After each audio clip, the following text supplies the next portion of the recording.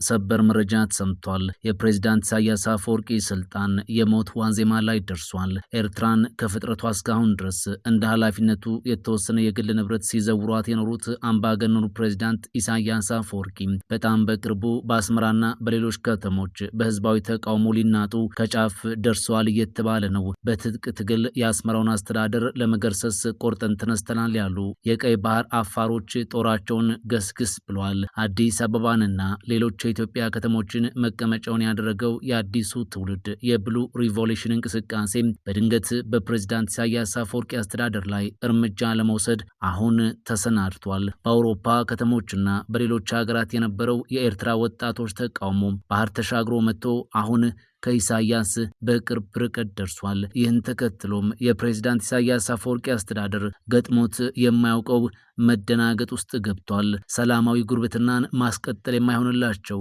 ፕሬዝዳንት ኢሳያስ አፈወርቂ ዙሪያቸው አሁን በጭንቅ ተወጥሯል። ከሀገሩ ኤርትራ አልፎ ምስራቅ አፍሪካ ላይ የሴራ ፖለቲካ ሲያስር የኖረው የፕሬዝዳንት ኢሳያስ አፈወርቂ መንግስት አሁን ላይ በኤርትራ ህዝቦች ዳውን እየተባለ ይገኛል። ጭቁኑ የኤርትራ ህዝብ ኢሳያስን ከበትረ ስልጣኑ ለአንዴና ለመጨረሻ ጊዜ ለመገርሰስና ለመቅበር ተማምሎ ወደ አደባባይ የመጣ መስሏል። አሁን ላይ ከልጅ እስከ አዋቂ የአስመራ አደባባዮች ላይ ኢሳያስንና የሱን ጋሻ ጃግሬዎች በሚቃወሙ ድምጾች ለመጥለቅለቅ ተቃርቧልም ተብሏል። የኤርትራ ባለስልጣናት አሰብን ሰጥተን እንገላገል እያሉ ነው ተብሏል። ይህ ኢትዮ ፕላስ ነው። ኢትዮ ፕላስን ሰብስክራይብ፣ ቪዲዮዎቹን ደግሞ ላይክና ሼር በማድረግ ጥቂት ደቂቃዎችን አብራችሁን እንድትቆዩ እንጋብዛችኋለን። አሰብን ሰጥተን እንገላገል በሚል የኤርትራ ባለስልጣናት የውስጥ ጭንቅ ውስጥ ገብተዋልም ተብሏል። ከሳምንታት በፊት የኤርትራው መሪ ፕሬዝዳንት ኢሳያስ አፈወርቂ ኢትዮጵያ በቀይ ባህር ላይ ያላትን አቋም እያጸናችው ስትመጣና ያለ ከልካይ ወደ ባህሩ የመመለሷ ጉዳይ እየተረጋገጠ ሲመጣ ጨንቆት አጋርና አጋዥ አገኝ ሆን ብሎም ግብጽ ተሻግሮ ለቀናት ከፕሬዝዳንት ኤልሲሲ ጋር ስለ ቀጠናውና ስለ ኢትዮጵያ ማቋም መክሮበት ለግብፁ ብሔራዊ የቴሌቪዥን ጣቢያ እንዲሁም ለሌሎች የሀገሪቱ ሚዲያዎች ሀሳቡና እቅዱን እንዲያስተጋቡለት ተናግሮ መምጣቱ የሚታወስ ነው። ከግብፅ መልስ ኢትዮጵያን እጅጉን ፈርተው የኤርትራ ባለስልጣናት እርስ በርሳቸው መካሰስና መወነጃጀል ተያይዘዋል። ፕሬዝዳንት ኢሳያስ አፈወርቂ አሰብን ለኢትዮጵያ አሳልፈን ከምንሰጥ ለክንደ ፈርጣሞቹ ሀገራት አሳልፈን እንስጥ ወይንስ ለኢትዮጵያ ለቀን የቀረውን የኤርትራ ምድር ይዘን እንቀጥል የሚል ጥያቄ ለባለስልጣናቱ አንስቶላቸው አጨቃጫቂ ክርክር ውስጥ ገብተው እንደሰነበቱ ታውቋል። ባለስልጣናቱ በሁለት ጎራ በመከፈል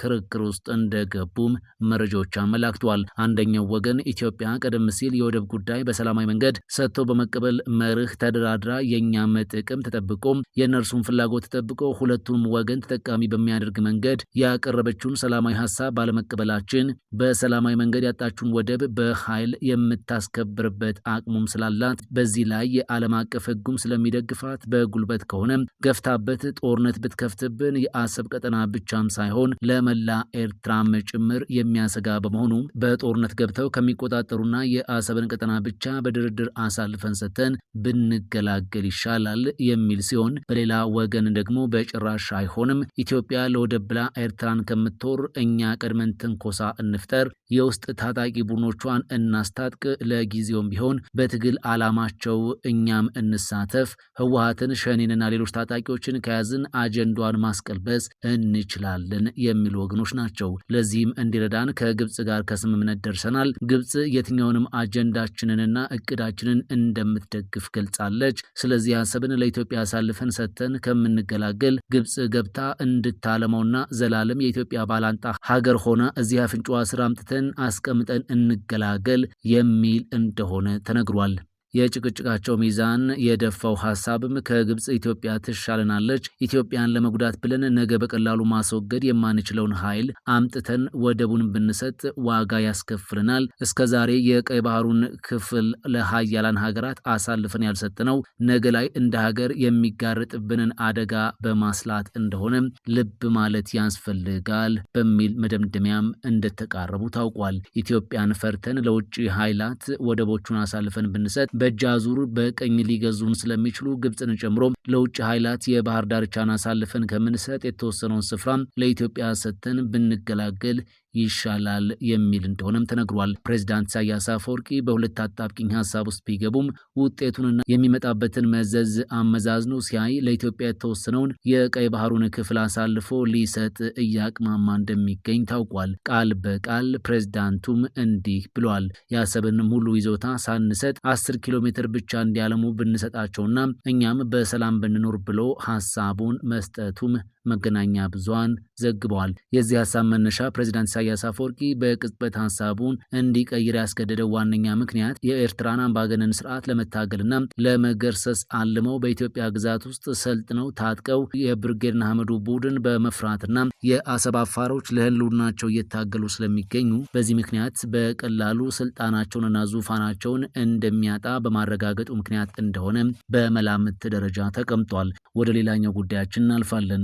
የወልቃይት ጠገዴ አማራ ህዝብ ነጻነቱን ሊጠብቀው ይገባል ተብሏል። በአማራ ክልል ወልቃይት ጠገዴ ሰቲት ሁመራ ዞን ለነጻነት ለወሰንና ማንነት ትግል የበኩላቸውን አስተዋጽኦ እያበረከቱ ከሚገኙ አካላት ጋር በዳንሻ ከተማ አስተዳደር ህዝባዊ ውይይት ተደርጓል። ለዶክተር ዳኛቸው አሰፋ፣ ለጋዜጠኛ ገነት አየለና ለሌሎች የትግሉ ደጋፊዎች የዞኑ ከፍተኛ መሪዎች በተገኙበት በከተማ አስተዳደሩና በነዋሪዎች ደማቅ አቀባበል ተደርጎላቸዋል። እንግዶቹ በተገኙበት ህዝባዊ የውይይት መድረክም ተደርጓል። የወልቃይት ጠገዴ አማራ ህዝብ በእጁ የያዘው ነጻነት መጠበቅ እንደሚገባው ዳኛቸው አሰፋ ተናግሯል። ዶክተር ዳኛቸው የዞኑ ህዝብ ጠንካራ መሪዎች ስላሉት እድለኛ ነው ብለዋል። ጋዜጠኛ ገነት አየለ በሰሜኑ የሀገሪቱ ክፍል የተቀሰቀሰውን ጦርነት ተከትሎ በማይካድራ ከተማ የተፈጸመውን ጭፍጨፋ ለዓለም ህዝብ ለማድረስ መስራታቸውን አስታውሰዋል። በህዝብ ላይ የተፈጸመውን ግፍና ጭቆና በአካል በመመልከታቸው አነሳስቷቸው የአካባቢው ህዝብ ለነጻነቱና ለማንነቱ የሚያደርገውን ትግል መደገፋቸውን ገልጸዋል። የወልቃይት ጠገዴ ህዝብ ይደርስበት የነበረውን ጭቆና በቅርብ ርቀት ያውቁት እንደነበር ጠቅሰው ግፉንና ጭቆናን ለመታገል በዘር በሃይማኖትና በቋንቋ መመሳሰል ግዴታ አይደለም ያሉት ደግሞ አቶ አምሳሉ ታደሰ ናቸው። አቶ አምሳሉ አክለውም ኢፍትሐዊ የሆኑ ጉዳዮችን ለመታገል የሰው ልጅ መሆን ብቻ በቂ ነው ብለዋል። የውይይቱ ተሳታፊዎች በበኩላቸው ለዞኑ ህዝብ ነጻነት በቅርብም በሩቅም የበኩላቸውን ትግል እያበረክቱ ላሉ ወገኖች ምስጋና ማቅረባቸው ተሰምቷል። ተሳታፊዎቹ አክለውም የዞኑ ህዝብ ወሰንና ማንነት በፍትህና በህግ አግባብ እንዲቋጭ የሁሉም ወገኖች ድጋፍና ትግል ተጠናክሮ እንዲቀጥልም ጠይቀዋል። የወልቃይት ጠገዴ አማራ ህዝብ የወሰንና ማንነት ጥያቄ የሰውነትና የፍትህ ጥያቄ በመሆኑ ሀገር ወዳድ ኢትዮጵያውያን በሙሉ እየደገፉት መሆኑንም የዞኑ ምክትል አስተዳዳሪና የሰላምና ጸጥታ መምሪያ ኃላፊ ኮሎኔል ደመቀ ዘውዱ ገልጸዋል። ጋዜጠኛ ገነት አየለ፣ አቶ አምሳሉ ታደሰና ሌሎች የትግሉ ደጋፊዎች የአካባቢው ተወላጆች አለመሆናቸው ሳይገድባቸው የበኩላቸውን ድርሻ እየተወጡ መሆኑን በማሳያነት አንስተዋል። ዶክተር ዳኛቸው አሰፋ የዞኑ ህዝብ ለፍትህ እየታገለ በችግር መካከል በነበረበት ጊዜም ሆነ ዛሬ ያልተቋረጠ ድጋፋቸውን እያበረከቱ መሆናቸው ለእውነትና ለፍትህ ለመቆም ቁርጠኛ መሆናቸውን እንደሚያሳይም ኮሎኔል ደመቀ ዘውዱ ተናግረዋል።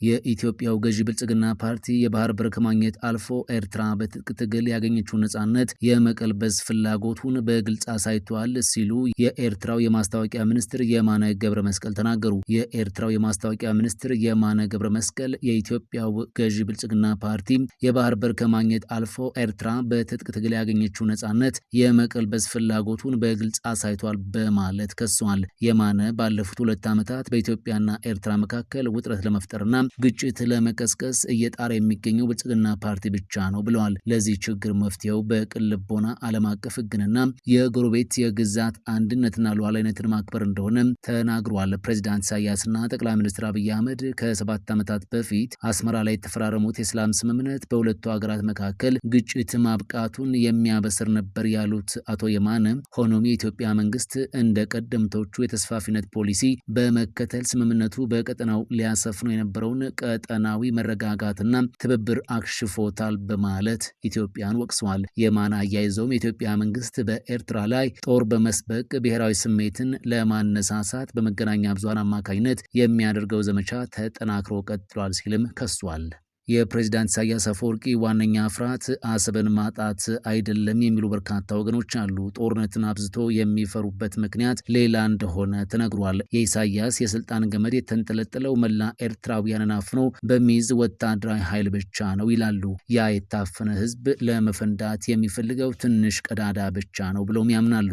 ኤርትራ በሀገር ውስጥ ከሚኖሩ ኤርትራውያን ይልቅ የተሰደዱት የሚበልጥባት ሀገር ነች። የኢሳያስ አፈወርቂን የእስር አገዛዝ በማምለጥ ከሀገር ህይወታቸውን ቀብዳ ሲይዘው የተሰደዱ ኤርትራውያን ሀገር ውስጥ ካሉት ኤርትራውያን በቁጥር አያንሱም። በሱዳን ብቻ ከ2 ሚሊዮን በላይ ኤርትራውያን ስደተኞች እንዳሉ ይነገራል። በጦርነቱ ምክንያት ወደ ተለያዩ ሀገራት እንደተሰደዱም መረጃዎች ያመላክታሉ። እነዚህ ፕሬዝዳንት ኢሳያስ በእምነታቸውና በብሔራቸው ያሳደዷቸው ኤርትራውያን ሱዳን ውስጥ ሆነው ጊዜ ነው የሚጠብቁት ተብሎም ይነገራል። ኢትዮጵያ ውስጥ በመቶ ሺዎች የሚቆጠሩ ኤርትራውያን ስደተኞች እንዳሉም ይታወቃል።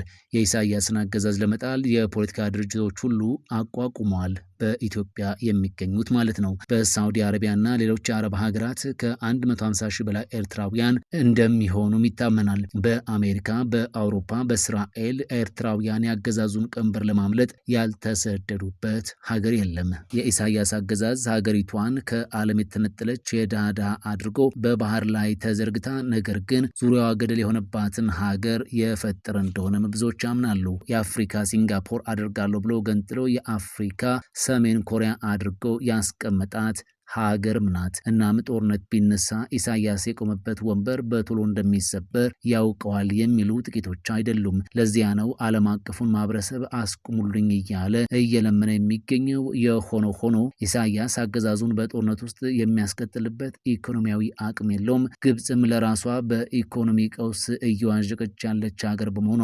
ልትረዳው ይከብዳታል የሚሉ ትንተናዎች በኢትዮጵያውያን በኩል ከፍ ብሎ መደመጣቸውን ቀጥለዋል። ወደ መጨረሻው መረጃችን ስናልፍ የህወሓት ማዕከላዊ ኮሚቴ ላለፉት ቀናት በመቀሌ ሲመክር ሰንብቶ ዛሬ ባወጣው መግለጫ በፌዴራል መንግስት ላይ ከባድ ክስና ማስጠንቀቂያ አሰምቷል። ዋናው ነጥብ ምንድን ነው የሚለው እንመልከት። በመግለጫው የፌዴራል መንግስትን ተጠያቂ ያደረገ ሲሆን መንግስት ተፈናቃዮችን ወደ ቀያቸው ለመመለስም ሆነ በምዕራብ ትግራይና ሌሎች አካባቢዎች ያሉ ታጥቀው ያሉ ኃይሎችን ለማስወጣት ፈቃደኛ አይደለም፣ ስምምነቱን እያጓተተና እያዳከመ ነው ብሏል። መግለጫው ቅሬታ ብቻ አይደለም ዛቻም እንዳለበት መመልከት ችለናል። የፌዴራል መንግስት ይህንን አካሄድ ካላረመ ለሚፈጠረው ቀውስና ጥፋት በሙሉ ኃላፊነቱን ይወስዳል ሲል ህወሓት አስጠንቅቋል። ለአፍሪካ ህብረትም ጉዳዩን እዩት የሚል መልእክት ልኳል። በሌላ በኩል ህወሓት ወደ ራሱ ጓዳም ተመልክቷል።